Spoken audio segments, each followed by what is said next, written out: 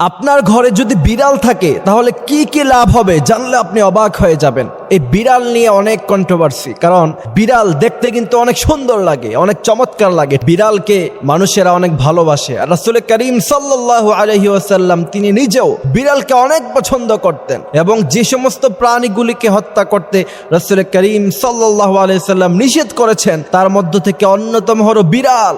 আপনি বিড়ালের দিকে তাকালে আপনার কাছে মনে হবে ছোট্ট একটা বাঘ, বাঘের আকৃতির মতো বিড়ালের আকৃতি। আমাদের দেশের অনেক আলেম ওলামারা দেখবেন তারা বিড়ালকে অনেক ভালোবাসে, বিড়ালকে ঘরে রাখে।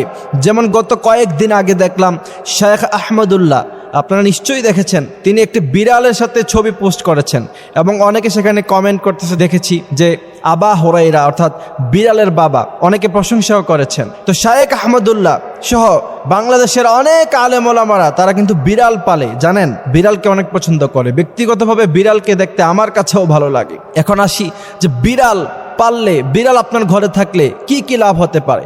অনেকে বলে যে বিড়াল যদি ঘরে থাকে তাহলে কোনো অশুভ